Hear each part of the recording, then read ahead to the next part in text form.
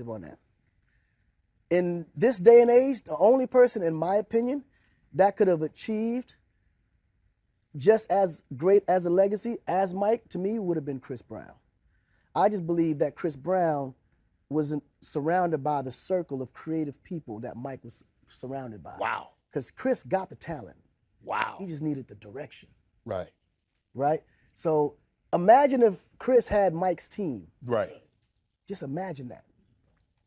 It would be something different. And that's big, but Con. Chris is like he got bloods around him.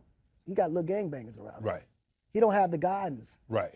He's smart, but he's smart according to what this generation smart attracts. Right. Okay.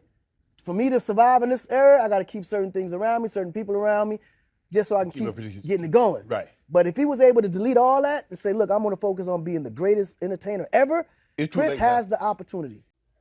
Akon was speaking to Shannon Sharp about Chris Brown, saying that Chris Brown's career would have been big, just like Michael Jackson, if he would have had the right team behind him instead of gangbanging, being with the Bloods and stuff. Because I know all that started when Chris Brown moved to LA around 2011, 2012, because of course he felt like he was blackballed from the whole Rihanna situation. So I guess he went where he felt the love at. But as far as Akon saying that Chris Brown, he ain't had the same team as Michael, I mean, it's a whole different era. Michael Jackson came up in the 60s and the 70s and the 80s around a time when you could have a Quincy Jones, a prime Quincy Jones, and everything that he could pull together, that team that Michael Jackson had.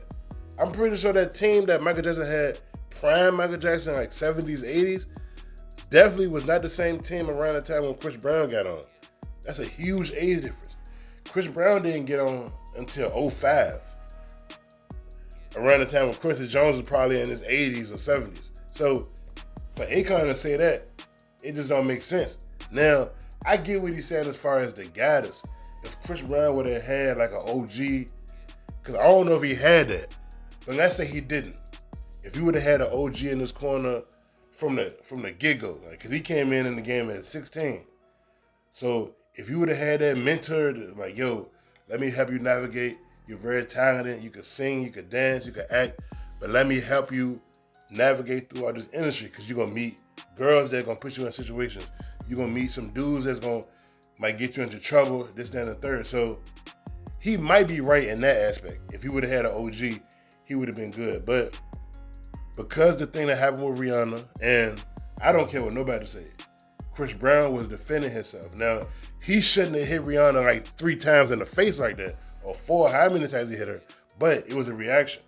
According to Chris Brown, Rihanna, she grabbed him, his private parts real hard, squeezed the motherfuckers, spit in his face, scratched his face, and he went crazy. I mean, he must have blacked out in that situation, even though I don't agree with that. Any man that put his hands on a woman like that is not cool at all, but he made that terrible mistake, so he can never be huge, mega pop star like Michael Jackson was.